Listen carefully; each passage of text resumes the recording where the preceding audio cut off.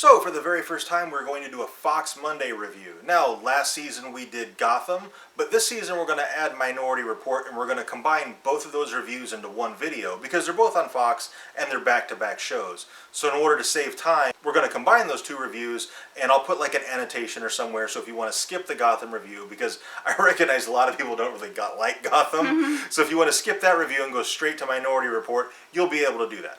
So if you haven't seen the Season 2 premiere of Gotham or the series premiere for Minority Report, you're going to want to skip this video and come back to it after you've watched them. Because everything we say from this point forward is going to be a spoiler. Okay, last season we really enjoyed Gotham, but the Season 2 premiere felt really lackluster to us, and they tried to do too much in one episode.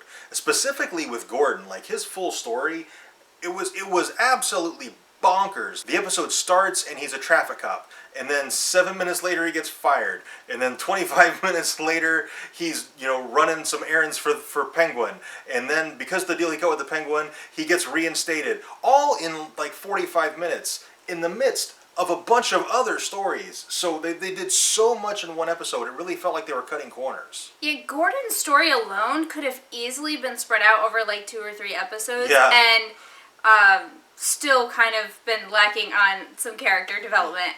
It was just too rushed. Yeah. Too much in one episode. And it really feels like because it got so much heat for the first season that they not necessarily overcompensated, but they were like, we got to make a big splash in the first episode, and they went too far. Yeah, they tried too hard for it. Now, that being said, yeah, it was rushed, there was too much in there, but basically, I'm happy with how the season looks like it's going to be going. It looks like it's going to be an interesting season. The storylines that they're developing look like they're going to be really good. I just hope they don't rush everything like they did this first episode. Yeah.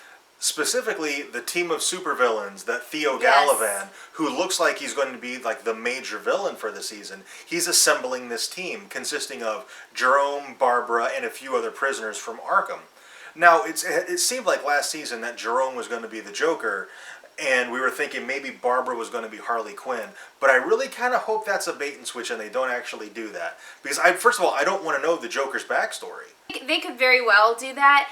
I actually kind of really like Barbara as Harley Quinn. I want to see the degradation of her psychosis into becoming Harley. Yeah. I think that would be immensely fascinating. Jerome, though, as the Joker, he looks like the Joker, kind of. Yeah. So, I could see him as being the Joker, but I'm with him. I kind of hope he's not. If he is the Joker and she is Harley, I think he's too young, really. Unless he is just like a psychological genius and he can break her down, because Harley, in her interactions with the Joker, is pretty submissive. And Barbara, right now, is totally not a submissive person. Now, if Jerome is the Joker, Barbara, maybe she's not Harley. Maybe she's like his first sidekick, but because she has such a strong personality and she's such an aggressive person socially, maybe that doesn't really work out. And so he has to find someone who's a little more submissive. Yeah, he might romanticize Barbara in his mind, and then when she's no longer there for whatever reason, he then molds Harley into his version of Barbara, but a much more submissive version of her. Yeah. Because now the only Harley Quinn I really know is from the new comics, Harley Quinn and Power Girl, and the Road Trip, and the new Harley Quinn. We just got the most recent issue, and Barbara feels very Harley Quinn to me from those, but not from when she was with Joker. So. Yeah. It's kind of up in the air right now what they're going to do with those two.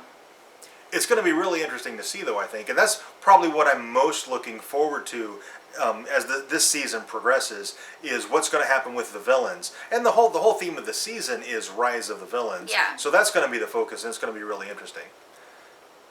Now, this is a Batman show, sort of, so it'd be irresponsible not to at least mention Bruce. I really wish they had done a bigger time jump, because the actor who plays Bruce had a major growth spurt, and it looks like he grew about 4 inches. He also matured quite a bit in the face. Yeah. He doesn't look quite so young anymore.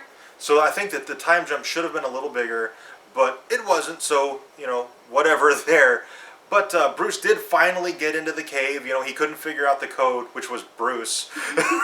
But they couldn't figure it out, so Alfred helped him build a bomb, which I actually really liked that scene. When they set the bomb off and they high-five, I really liked seeing Alfred being, I don't know, kind of playful, I guess. Yeah, I like that too. Like Alfred and Bruce building the bomb and then setting it off and then getting in.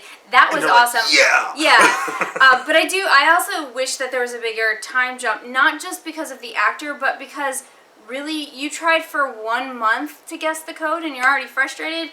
Bruce, yeah, I get that, but Alfred, I'm like, you're gonna let him build a bomb? If it had been like 6 months later, yeah, and Bruce was still trying to get into it, first of all, I would have respected Bruce a little more because it shows a level of maturity to keep at it for 6 months. Yeah, and then it would have made sense for Alfred to then go along with it. With setting off a bomb in Wayne Manor. Yeah. All right, that's pretty much it for the Gotham review. If you're watching Gotham and you think we should have mentioned something else, let us know in the comments and we'll talk about it there. Moving on to Minority Report, the series premiere of Minority Report. And this was absolutely awesome. I love this show. Yeah, it was pretty fantastic. I really love how naive and innocent and childlike Dash is. Yeah. And it totally makes sense. Like they gave enough backstory that it makes sense. At 14, he went into the milk bath. They were in there for 10 years, and then they sent them to an island where they were by themselves. So it makes sense for him to be naive and innocent. And so I really like that not only did he have those characteristics, but there was an explanation, and it was plausible for him to be like that. And this was a really fun episode. We get a lot of, glimpses of future technology, which we did in the movie as well. Yes. But we get more of it. It felt like we got more glimpses into future technology in the show than the movie. But it's been years since I've seen the movie, so I could totally be wrong. And the future technology is plausible. Yeah. I like that too. That's the biggest flaw with a lot of sci-fi is plausibility. Sometimes they just try to reach too far. I thought the VR CSI equipment was really cool. Yeah, how the contacts and the hand and she's like looking at the footprints and doing trajectories and stuff with her ocular really cool. Lenses. I thought that was really, really cool. The surveillance drones I thought were cool. The little mini ones that come in like the silver snitches. Yeah, they did look like little silver snitches. Yeah. So I thought those were really cool. And I like the world that they've built for this show. Yeah. It seems like it's going to be a very fun world. And what was most impressive to me, actually, is they worked in a lot of humor for what was otherwise a pretty serious show. Yeah. So I'm looking forward to more of that because, like you said, Dash is very naive. Yeah. And he's super socially awkward because he hasn't had a whole lot of interactions. So whatever pops into his head, he just says it. Yeah. And if you get, she gives him directions, she's like, maybe whisper it next time. And so he does, and then she doesn't hear him. A bird poops on her. And she's like, really? And he's like, you told me to whisper. Yeah. So what are you doing? Little things like that are going to be really fun to see. And I really like the relationship between Detective Vega and Dash. They have a really good screen chemistry, and the two actors did a really good job. Yeah, yeah. What I really like is, in a show like this, there's kind of a different villain every single episode. Like a bad guy every week. Yeah, it's a different bad guy every single episode. But there's still kind of two good guys that are going to be kind of sort of bad guys throughout, I feel. The first is the lieutenant above Vega. Who was actually Wilmer Valderrama. He played Fez in that 70s show. And he seems like he's going to be a pretty good choice for this. And I was very, very apprehensive when I heard about that casting. I was like, really? Lieutenant Fez? I don't know. See, I wasn't because I've seen Dusk Till Dawn TV show and he's the main villain. So I was like, whoo! see, I haven't seen that, so okay. Yes. And also the twin, Dash's twin brother is also Arthur. He seems like he's going to be kind of a good guy villain throughout the series, and I like that as well. See, I think Arthur's going to be a bait and switch. I think he's going to be kind of billed as the villain throughout the season, but I think at the end of the day, he's actually trying to help Dash.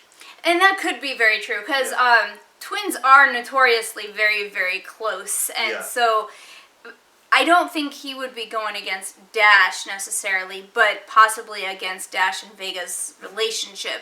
So this seems like it's going to be mostly a police procedural kind of show, but there is going to be a thread of a story throughout, and it seems like it's going to be Project Hawkeye. Yeah, and I'm excited to figure out what that is. It kind of seems like it might be like another version of pre-crime, only a little different. But the Dash's two siblings, they are aware of something that Dash apparently isn't, and they're afraid that he's going to play an integral part in something very bad happening. And so I think that's where the bait and switch with Arthur is going to come in, where he's going to have to kind of sabotage Dash in order to save them all. Yeah, and that's very possible. But I like that they have introduced two kind of contrary characters, because you can't just have a whole bunch of good guys going after murderers every week, otherwise you've got Law and Order. And I'm not even sure Lieutenant Fez is necessarily going to be a bad guy. I think the lieutenant is actually, instead of being a villain, he's going to be more like an obstacle to the detective and Dash. Right. And I agree with that. And I'm really looking forward to seeing how the first season progresses, because I really enjoyed the first episode. Yeah. And I'm really excited to see how it goes. Ditto. I hope it does well, because Fox is kind of notorious for canceling series that have potential but don't get the viewership. And of course, the episode just stopped, so it was just ended, so the ratings haven't come out yet. But I really hope the ratings are there, because Fox, they love pulling the plug on stuff early. So I'm a little worried about it. Okay, I think that's pretty much it for our very first Fox Monday review, reviewing Gotham and Minority Report. If you watched one of or both of those shows and there's something you think we might have missed and you think we should have talked about it, let us know in the comments. Also, if you enjoyed this video, and we really hope you did, be sure to hit that like button and subscribe for more reviews. And thank you very much for watching, and we'll see you next time.